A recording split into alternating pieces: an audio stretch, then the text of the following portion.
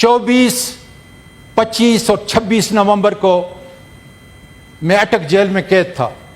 آج میں اس ایوان کی طرف سے طاقتوروں کو یہ پیغام دینا چاہتا ہوں کہ وی ول چوز کنوکشن اور کمپرومائز، اور میں تو یہ کہتا ہوں کہ پروردگار اس عمر کے اندر میں ایک بیکار لاش ہوں، اے اللہ میری یہ زندگی بھی میرے عمران خان کو دے دے تاکہ ملک اور انسانیت کے لیے اور حقیقی آزادی کے لیے وہ اپنا کام کرتا رہے۔ اس کی دھجیاں اڑا کر رکھ دی گئی ہیں۔ یہ سفر قاضی فائز عیسیٰ سے شروع ہوتا ہے، ہم سے بیٹ لیا جاتا ہے۔ 47 فارم کے تحت اسمبلیوں کو بھرا جاتا ہے۔ ذوالفقار علی بھٹو نے یہ کہا کہ دس از اے بیڈ راک، کہ تلا آزما اس کے خلاف اس کو نہیں ختم کر سکیں گے۔ اس کے بعد 2 تلا آزمائے اور اس کی اینٹ سے اینٹ بچا دی۔ سینیٹر اعظم خان سواتی صاحب، آپ کو مبارک۔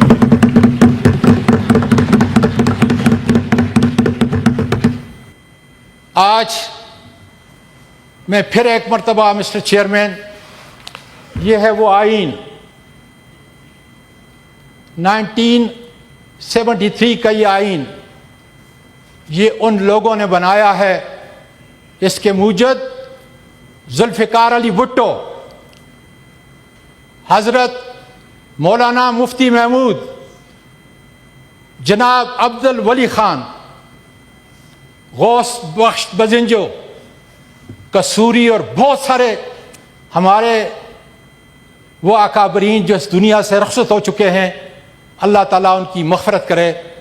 یہ آئین ان کا دیا ہوا تھا، اور جب ہم ڈیبیٹ کو دیکھتے ہیں اس کے بنانے میں جناب چیئرمین، تو ہم حیران رہتے ہیں کہ اس وقت NWFP علادگی کی طرف جا رہا تھا۔ بلوچستان میں بہت ساری تنظیمیں ملک کو اس حصے کو بلوچستان کو الگ کرنے کے لیے رکھی تھیں، لیکن داد دیتا ہوں ان کو، اپنے ان سارے اکابرین کو جو مل بیٹھے اور انہوں نے اس آئین کو بنا کر ہم پہ اتنا بڑا احسان کیا پاکستان میں کہ سقوط ڈھاکہ کے بعد پاکستان ذلت اور اپریل 1973 کو اپوزیشن کا مسودہ جناب ذوالفقار علی بھٹو اور عبد الحفیظ پیرزادہ منوان نے قبول کیا۔ اس میں کیا ہے جناب 73 کے آئین میں؟ عدالتوں کی آزادی، پارلیمنٹ کی آزادی، تمام جتنے ادارے ہیں اپنے اپنے دائرے اختیار کے اندر رہ کر۔ اور میں آپ کو وقت یاد دلاؤں جب ذوالفقار علی بھٹو نے یہ کہا کہ دس از اے بیڈ راک، کہ تلا آزما اس کے خلاف اس کو نہیں ختم کر سکیں گے۔ اس کے بعد 2 تلا آزمائے اور اس کی اینٹ سے اینٹ بچا دی۔ پھر میں شاباش دیتا ہوں موجودہ حال کے سیاسی لیڈروں کو کہ جنہوں نے پھر ایک دفعہ دانشمندی کی اور 18th امینڈمنٹ کے ذریعے وہ ساری برائیاں جو جنرل ضیاء الحق اور مشرف کے ذریعے لائی گئی تھی اس کو ختم کیا، عدلیہ کی آزادی کو بحال کیا، پارلیمنٹ کو آزاد کیا، الیکشن کمیشن کو آزاد کیا۔ آج مجھے کہنے دیجیے جناب چیئرمین کہ اس کی دھجیاں اڑا کر رکھ دی گئی ہیں۔ یہ سفر قاضی فائز عیسیٰ سے شروع ہوتا ہے، ہم سے بیٹ لیا جاتا ہے۔ 47 فارم کے تحت اسمبلیوں کو بھرا جاتا ہے، اور پھر کیا ہوتا ہے جناب چیئرمین؟ اس کے بعد اس سے بڑھ کر ظلم کیا کہ ریویو پٹیشن کے اندر خیبر پختونخوا کے اندر ٹوٹل ہماری آبادی، ٹوٹل ہمارے ممبران 22 تھے، ان کو 30 سیٹیں ہماری دی گئیں۔ قصہ یہاں پہ ختم نہیں ہوا، پارلیمانی لیڈر نے بڑی وضاحت کے ساتھ یہ کہا، اور میں اس کو انڈورس کرتا ہوں کہ جس طریقے سے ہمیں ڈسکوالیفائی کیا جا رہا ہے، لیفٹ میں بیٹھے ہوئے اپنے قابل قدر ایوان سے یہ گزارش کرتا ہوں کہ جواب دے. اور میں چیئرمین صاحب خاص کر آپ کو یہ کہتا ہوں 24 25 اور 26 نومبر کو میں اٹک جیل میں قید تھا. چند دن پہلے میرے پاس FIR ہیں اور اب میں ٹرانزٹ بیٹ لے کے آیا ہوں پشاور سے. اس میں لکھا ہے کہ اعظم سواتی کے ہاتھ میں ڈنڈے تھے, اس نے سرکاری املاک کو نقصان پہنچایا ہے. اگر اور کچھ نہیں کر سکتے, اگر آپ سے اختیار لیا گیا ہے تو اس اقتدار کو بھی لات مارو. جناب چیئرمین, آپ نے تو اتنا بڑا فیصلہ کیا کہ اپنی پریمرشپ جو ہے ایک اصول کے لیے قربان کی. آج کیا آپ ایوان کے اس ممبر کی داد رسی کر سکتے ہیں؟ اور یہ کسی فوجی نے نہیں کی.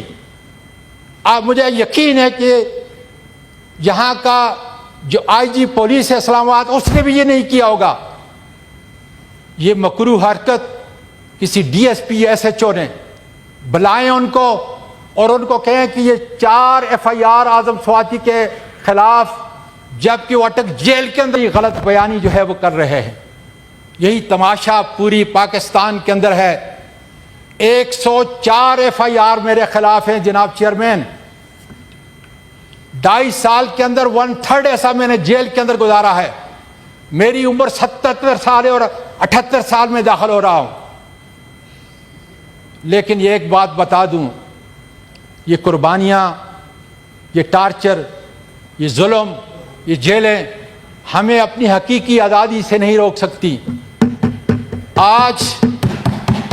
آج میں اس ایوان کی طرف سے طاقتوروں کو یہ پیغام دینا چاہتا ہوں کہ دیکھیں, مودی کے خلاف آپ نے بہت بڑا محاذ کامیابی سے حاصل کیا.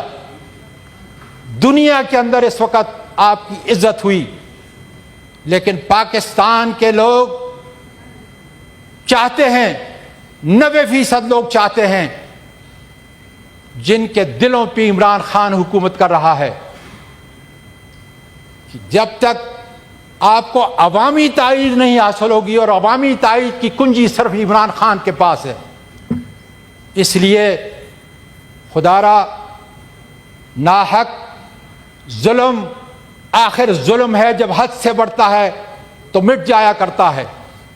اور عدلیہ کو میں یہ کہنا چاہتا ہوں, طاقتوروں کو بھی کہہ رہا ہوں کہ دیکھیں, ججوں کے سر کے اوپر لکھا ہے فحکم بین الناس بالحق. آج نعوذ باللہ اس اللہ تعالیٰ کے اس حکم کی خلاف ورزی ہو رہی ہے کہ ہمیں اس وقت نشانہ بنایا جا رہا ہے.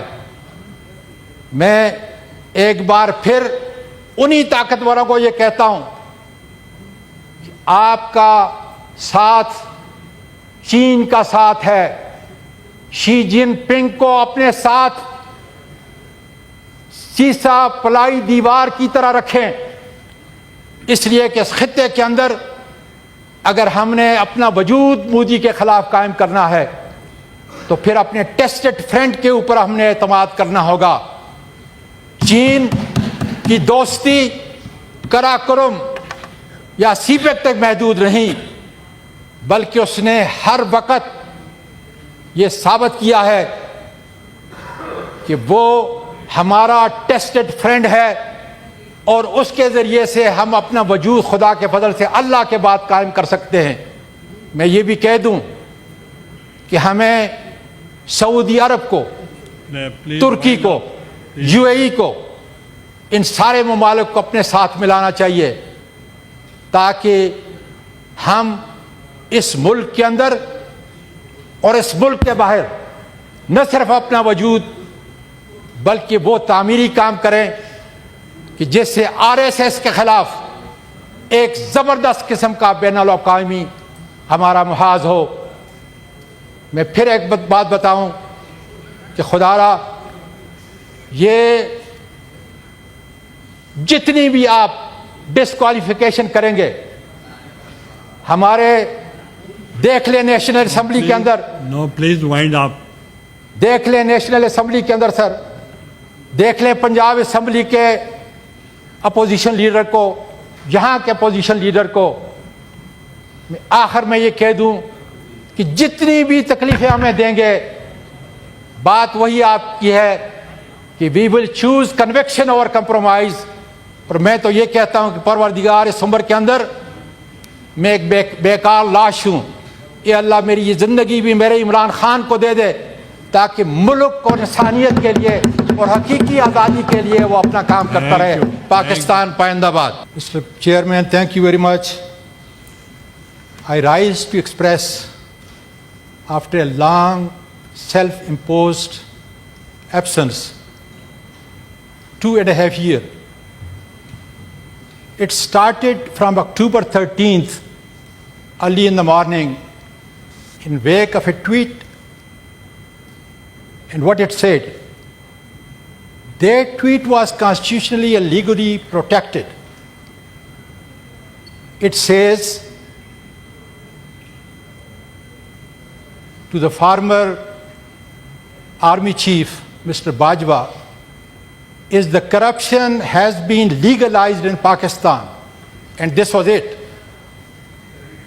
What I went through, what my family went through, is all obvious throughout Pakistan and the whole world. Today, I seek your indulgence for a little more time, because I have right and privilege serving as a senator since 2003. I think only few of us are for that long serving this august house. Let me start. Mr. Chairman, you may have many achievements in your life as a federal minister, multiple times, Prime Minister, and now the Chairman. But I recognize you for 3 achievements. As your political opponent, you inherited grace, humility, and the treatment with all of us in this house is appreciated. The first and the foremost achievement, when you chose conviction against compromise, you stood with your leader, Mr. Asif Ali Zardari, when he needed you the most. And I'm asking all my PTI leaders as well as workers that this is the time that we will accept conviction, disqualification, torture, as I have went through and many of us went through, but we will never compromise on the principle laid down by our great leader Imran Khan. The second achievement, I really appreciate that about month or 2 months ago, there was a protection order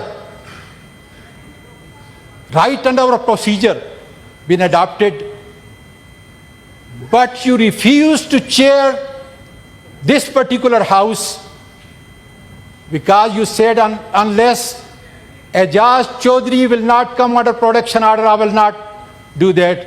Today I am calling again that our opposition leader, Mr. Shivli Faraz, is not here.